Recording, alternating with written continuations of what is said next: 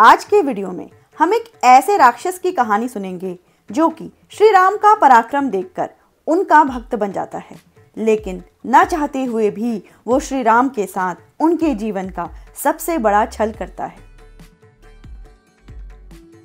बहुत समय पहले एक यक्ष हुआ करते थे सुकेतु नाम के, जो बहुत ही परोपकारी और सदाचारी थे, लेकिन उनके कोई संतान नहीं थी।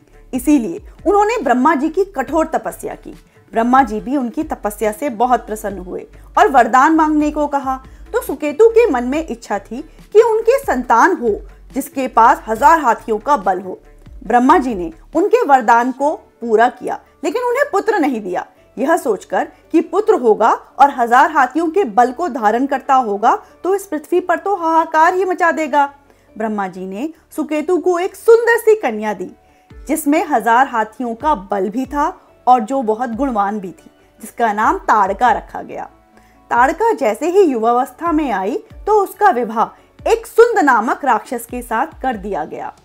उसके 2 पुत्र हुए, एक का नाम सुबाहु और एक का नाम मारीच रखा गया।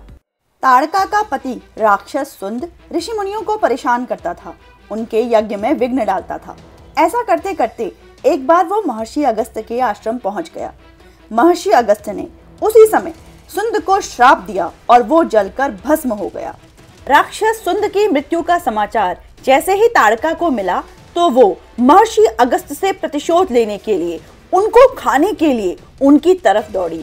तब महर्षि ने ताड़का को श्राप दिया कि जा तू राक्षसी बन जाए और तेरे दोनों पुत्र भी राक्षस योनि को प्राप्त हो जाएं।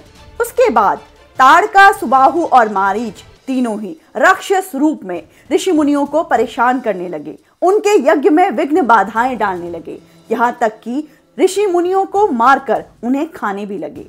ताड़का के आतंक से ऋषि मुनियों को मुक्ति दिलाने के लिए गुरु विश्वामित्र दशरथ के पास जाकर श्री राम को अयोध्या से लेकर आते हैं। श्री राम अपने बाणों से ताड़का को मृत्यु के पास पहुंचा देते हैं। ताड़का की मृत्यु के बाद सुबाहु और मारीच भी श्री राम पर हमला करने आते हैं। श्री राम के एक ही बाण से सुबाहु तो यमलोक पहुंच जाता है, लेकिन मारीच 100 योजन दूर लंका के पास समुद्र में गिर जाता है।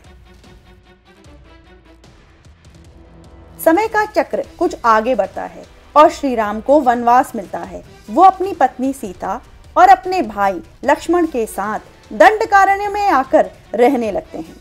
तभी मारीच अपने 2 साथी राक्षसों के साथ वहां आता है और ऋषि मुनियों पर फिर से अत्याचार करता है और जानवरों को रौंदता हुआ जाता है। श्री राम पर हमला करने की योजना बनाता है। श्री राम अपने बाण से उसके 2 साथी राक्षसों को वहीं मार देते हैं और मारीच भागकर, छुपकर, डरकर चला जाता है।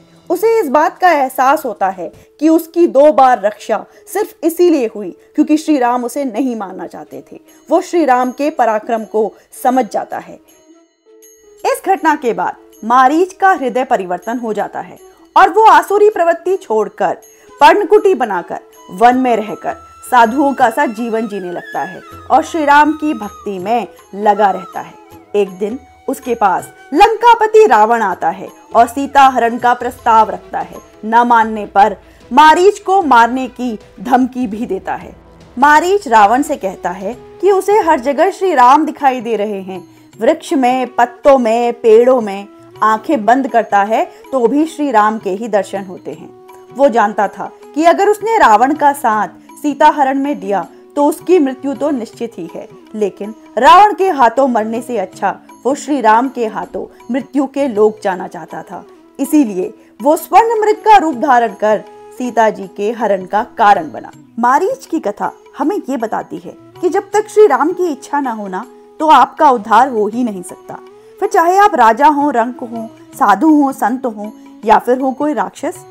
इसी नोट के साथ आज के इस वीडियो को यहीं एंड करती हूँ। अगर आपको वीडियो अच्छा लगे तो प्लीज लाइक कीजिएगा, कमेंट्स कीजिएगा, शेयर कीजिएगा। Thank you so much for watching. जय श्री राम।